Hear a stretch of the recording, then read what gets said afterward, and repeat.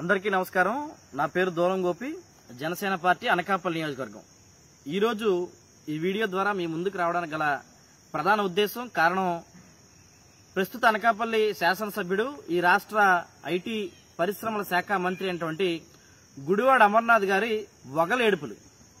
మరి ఈరోజు రాష్ట్రంలో ఓడిపోతామనే అంశాన్ని తెలుసుకున్న తర్వాత మరి వైసీపీ చేస్తున్నటువంటి అభ్యర్థుల మార్పు నేపథ్యంలో అనకాపల్లిలో చోటు చేసుకున్నటువంటి పరిణామాల అంశంపై మరి నిన్న స్థానికంగా జరిగినటువంటి ఆ పార్టీ మీటింగ్లో గుడివాడ అమర్నాథ్ గారు మాట్లాడుతూ అనకాపల్లి ప్రాంత ప్రజల యొక్క రుణం తీర్చుకోలేనిది, ఇక్కడ ప్రజలకి నేను ఏం చెప్పినా కూడా నా రుణం తీర్చుకోలేను, ఏం చేసినా నా రుణం తీర్చుకోలేను అంటూ మాట్లాడుతూ మరి వాళ్ళ అమ్మగారి దగ్గర ఈయన మాట్లాడినప్పుడు వాళ్ళ అమ్మగారు అన్నారట, ఏం చెప్తావు నియోజకవర్గ ప్రజలకంటే, నేను నా నియోజకవర్గ ప్రజలకి సమాధానం చెప్పలేనమ్మా, ఏం చేయలేనమ్మా అని ఏడ్చినట్టుగా నిన్న వేదిక మీద అమర్నాథ్ గారు ఏడుస్తూ చెప్పారు.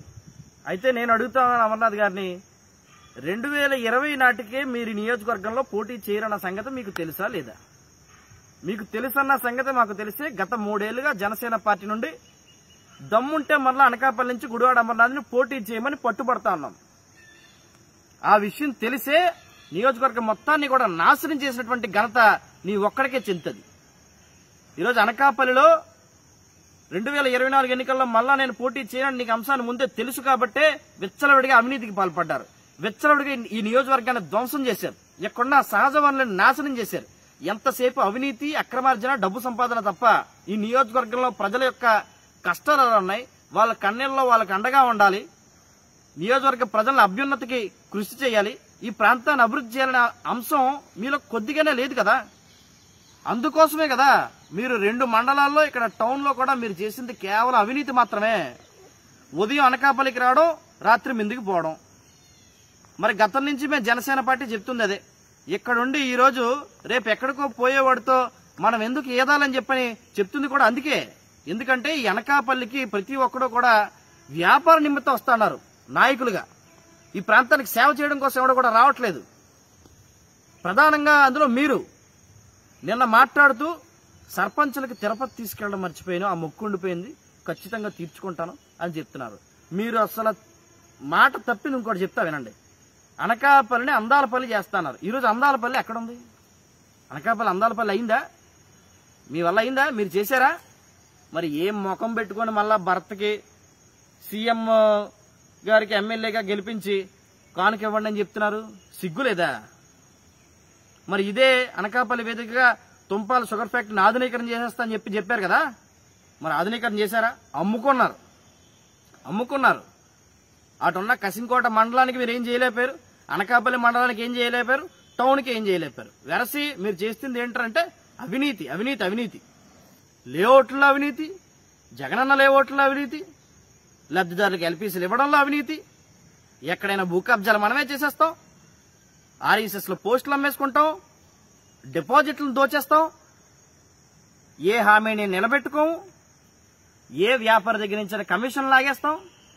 మన కమిషన్ ఏజెంట్లు ఉన్నారు మొత్తం నియోజకవర్గ వ్యాప్తంగా ఏదైనా చేయడానికి.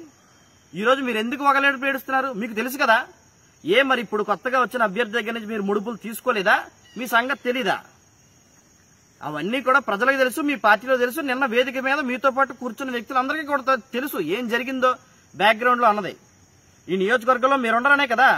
దయచేసి అమ్మా నాగమణి గారు మీకు కూడా చెప్తా ఉన్నాం, ఇంకొక నియోజకవర్గానికి వెళ్లి అనకాపల్లి ప్రజల్ని పిచ్చోళ్ళు చేసినట్టు, వెర్రోళ్ళు చేసినట్టు 2019 లాగా మళ్లీ దండాలు పెట్టి ఏడ్చి మా కొడుకు అన్యాయం అయిపోతాడు అని మాత్రం ఓటు అడగకండి అమ్మా.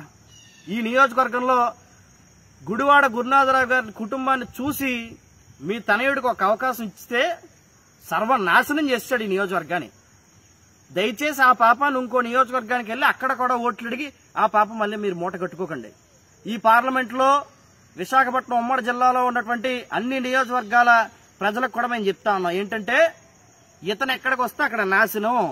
ఆ నియోజకవర్గంలో ఇతను అవినీతి సంపాదన తప్ప ఇంకొక మాట అనేది ఉండదు. ఇది ఎగ్జాంపుల్ అనకాపల్లిలో జరిగింది. ఏ నియోజకవర్గానికి ఇతను రానివ్వకండి, వచ్చినా కూడా చాలా ఘోరంగా ఓడించండి. ఖచ్చితంగా జరుగుద్ది. డిపాజిట్ లేకుండా ఎక్కడ పోటీ చేసినా నువ్వు ఓడిపోవడం ఖాయం. కానీ ఇంకొక నియోజకవర్గ ప్రజల్ని మళ్ళీ అక్కడ నాయకత్వాన్ని నీకు అప్పచెప్పి నీ వెనక తిరిగే కార్యకర్తల్ని, జెండా మోసే కార్యకర్తల్ని, ఆ ప్రజల్ని మోసం చేయొద్దని కూడా చెప్తా ఉన్నాం. ఇకపోతే ఇక్కడ ఉండేటటువంటి ప్రజలకు కూడా చెప్తా ఉన్నాం, ముక్కు మొఖం తెలియనోడు ఎవడో వచ్చి నా దగ్గర డబ్బులున్నాయి, నేను ఖర్చు పెడతాను, జల్లేస్తాను, నన్ను గెలిపించండి అంటే మటుకు గత ఎన్నికల్లో ఇప్పటి వరకు జరిగింది ఒకసారి మీరు గుర్తు తెచ్చుకోండి, చూడండి. ఈ ప్రాంతంలో మన కష్టం ఏమైపోయింది, వీళ్ళు చెప్పిన అందాల పళ్ళు ఎక్కడ పోయింది. ఇప్పుడు ఏడుస్తున్నటువంటి ఈ మంత్రి గారు మరి గత 4.5 ఏళ్లుగా ఎంత మందిని ఏడిపించాడు. నమ్మిన కార్యకర్తలను ఏడిపించలేదా? ఈయన వెనక తిరిగిన వాళ్ళని ఏడిపించలేదా? నియోజకవర్గంలో ప్రజలను ఏడిపించలేదా? ఈరోజు ఇతను ఎందుకు ఏడుస్తున్నాడు? ఇవన్నీ వగలేడుపులు. రేపు పొద్దున్న ఇంకొకటి వచ్చి గెలిస్తే అదే చేస్తాడు అన్న అంశాన్ని కూడా ప్రజలందరూ కూడా గుర్తుపెట్టుకుని ఇలాంటి వాళ్ళకు ఇంకోసారి అవకాశాన్ని ఇవ్వొద్దని కూడా చెప్తా ఉన్నాం. ఖచ్చితంగా ఈ 5 ఏళ్లలో మీరు అనకాపల్లి నియోజకవర్గంలో పాల్పడిన అవినీతికి మీరే బాధ్యులు. రాబోయే ప్రభుత్వంలో మీరు చేసిన అవినీతి కార్యక్రమాలు ప్రతిదీ బయటకు తీస్తాం. మిమ్మల్ని, మీ అనుచర వర్గాలను ఎవరైతే అవినీతిలో పాల్గొన్నారో వాళ్ళందరినీ కూడా శిక్షించే వరకు కూడా వదిలిపెట్టాం. అలాంటి పరిస్థితులు కూడా తీసుకొస్తాం. ఈ 2 ఏళ్లలో కూడా మీరు చేసిన అవినీతి ఇంకా భారీగా పెరిగి మంత్రిగా అయిన తర్వాత ఆ అవినీతి చిట్టా మొత్తాన్ని ఈ 2 నెలల్లో ఇంకా విప్పబోతా ఉన్నాం. ఈ నియోజకవర్గ ప్రజలకి మీరు చేసిన అన్యాయాన్ని కూడా చాలా కళ్ళకు కట్టినట్టు చూపిస్తాం. మీ పార్టీ తరపు నుంచి ఎవరు పోటీ చేసినా మరి తెలుగుదేశం జనసేన పొత్తులో నిలబడబోయే అభ్యర్థి ముందు చిత్తుగా ఓడించే వరకు కూడా చాలా గట్టి బలమైన సంకల్పంతో పనిచేస్తామని కూడా మీకు హెచ్చరిక జారీ చేస్తా ఉన్నాం. జై హింద్.